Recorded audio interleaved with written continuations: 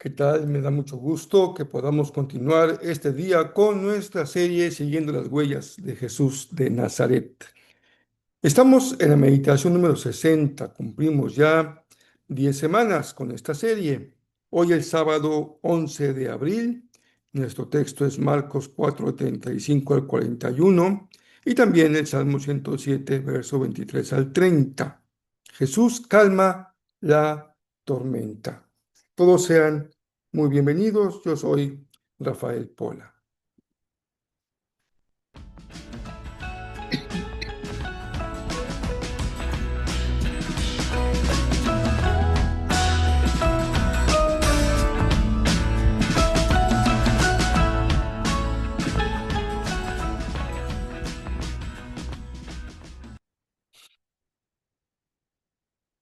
Qué gusto que podamos seguir con nuestra lectura ordenada, con un cronograma adecuado a la lectura de los cuatro evangelios, siguiendo las huellas de Jesús de Nazaret. Es el título de nuestra serie. Y yo siempre les recomiendo que tengamos un método de lectura bíblica devocional, que tenga una secuencia, un orden, y es lo que nos proporciona esta serie. Ir leyendo desde el anuncio del nacimiento de Jesús, desde más bien desde la preexistencia de Jesús allá en Juan 1, y llegaremos hasta el final de su vida y su ministerio aquí en la tierra. ¿Hay más enseñanza bíblica sobre Jesús? Sí, sí lo hay. Bastante importante y profunda. La que se encuentra en el Antiguo Testamento como profecías y lo que se encuentra en las cartas, especialmente Pablo, y también en Apocalipsis y también en Hebreos. Así que la perspectiva sobre Jesús es apenas lo que relatan los evangelios de su vida aquí en la tierra.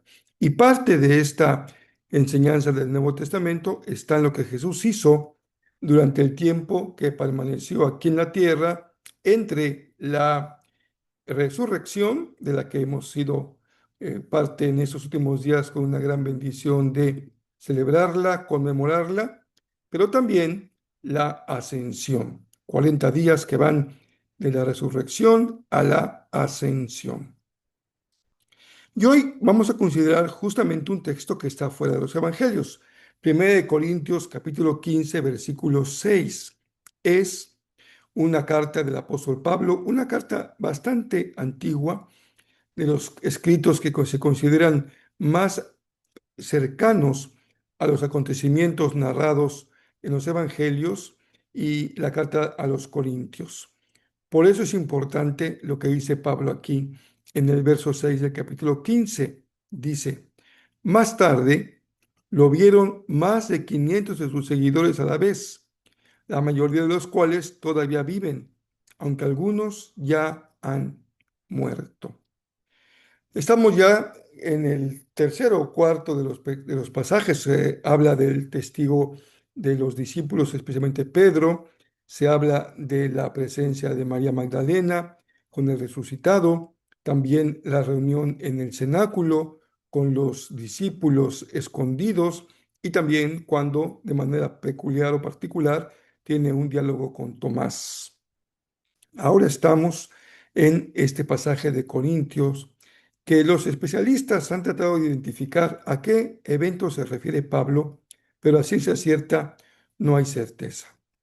Pero es importante el verso porque dice algo interesante. Dice, la mayoría de los testigos todavía viven, aunque algunos ya han muerto. Lo que le da una validez histórica a este pasaje, porque hubiera sido fácil para quienes vivían todavía en tiempo de Pablo desmentir la resurrección de Jesús.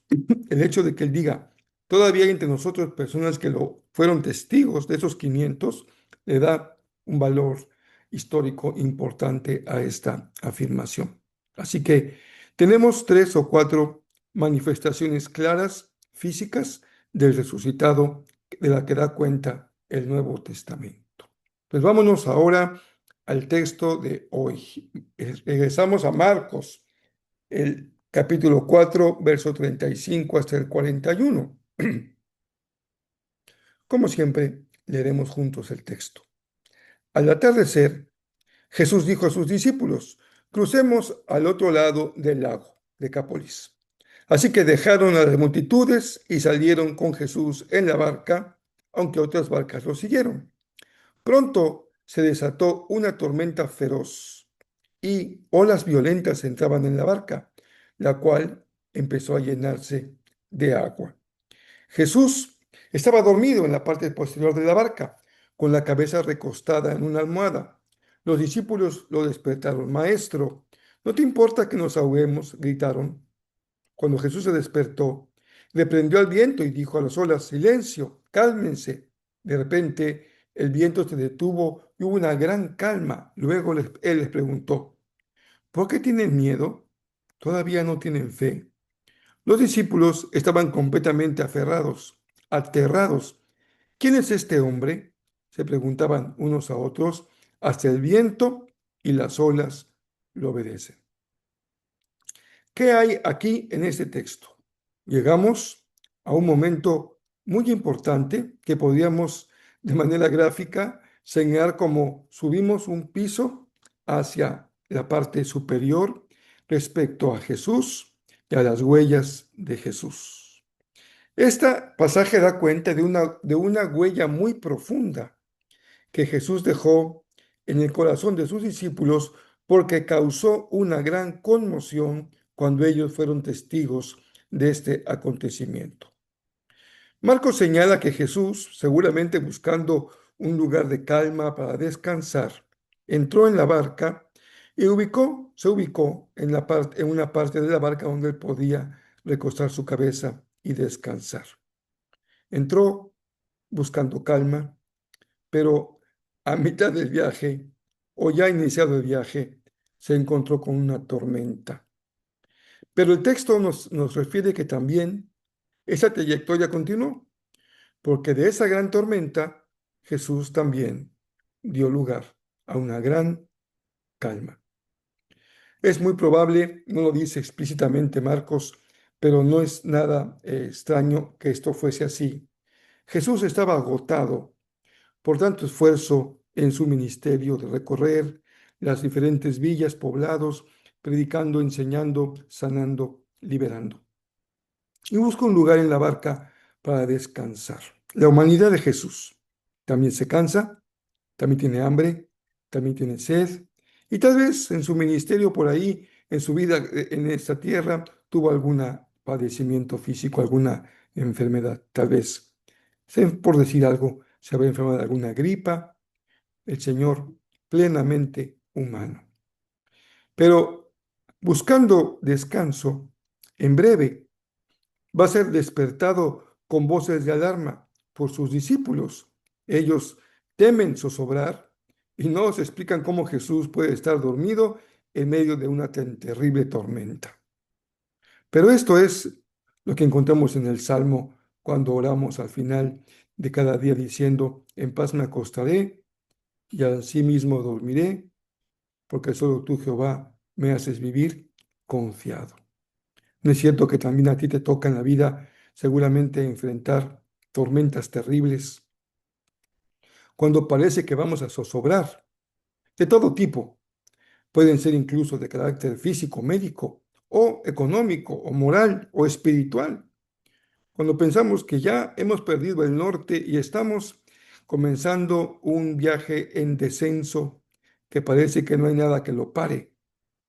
Jesús es también un gran ejemplo cuando un corazón que está afincado en Dios puede en medio de una tormenta descansar.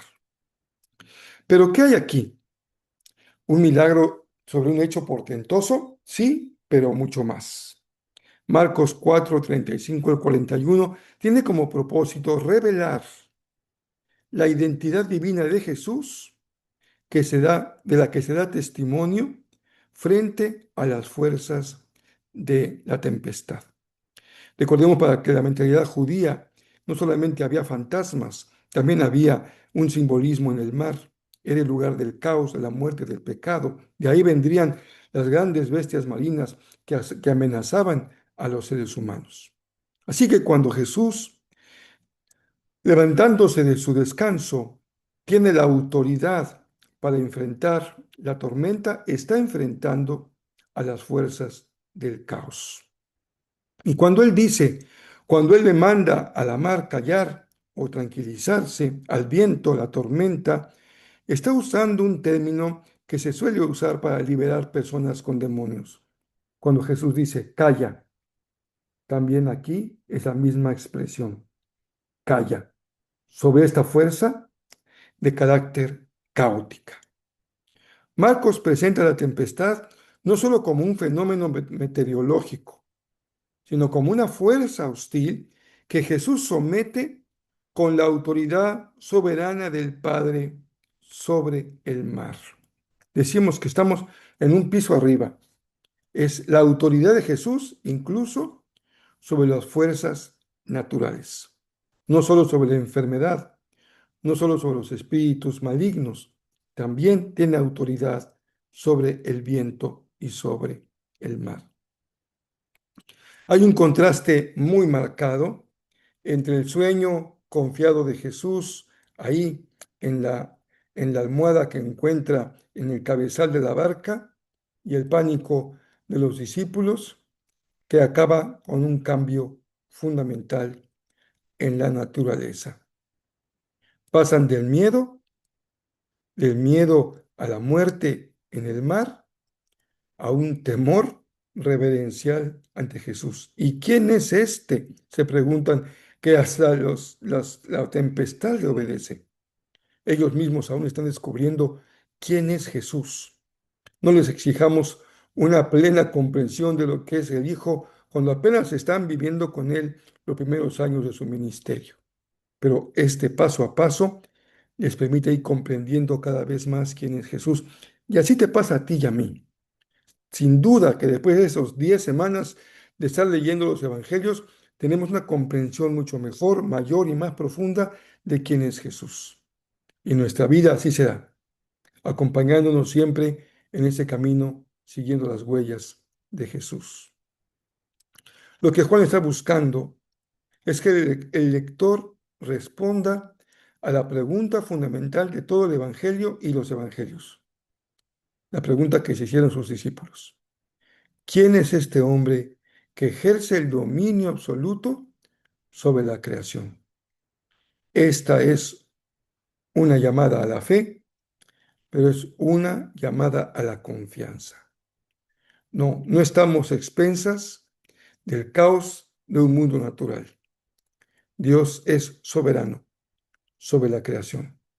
Y eso nos da confianza, incluso cuando hay eventos que solemos considerar como incomprensibles o inexplicables, como un gran terremoto, una gran tormenta, un gran ciclón. Pueden ser muy destructivos, pero están dentro de la soberanía de Dios y son parte del equilibrio natural de la creación del Señor. A veces afectan al ser humano y los especialistas dicen que las más de las veces por malas decisiones que hemos tomado los seres humanos. Veamos qué dice el Salmo 107, verso 23 al 30. Algunos se hicieron a la mar en barcos y surcaron las rutas comerciales del mundo. También observaron el poder del Señor en acción, sus impresionantes obras en los mares más profundos. Él habló y se desataron los vientos que agitaron las olas. Los barcos fueron lanzados hacia los cielos y cayeron nuevamente a la profundidad de los marineros se acobardaron de terror. Se tambaleaban y daban tumbos como borrachos. No sabían qué más hacer. ¡Socorro, Señor! Clamaron en medio de la dificultad y Él los salvó de su aflicción. Siempre hay que clamar. Calmó la tormenta hasta convertirla en un susurro y aquietó las olas. Qué bendición fue esa quietud cuando los llevaba al puerto sanos y salvos. ¿Recuerdas seguramente la exhortación de la Escritura?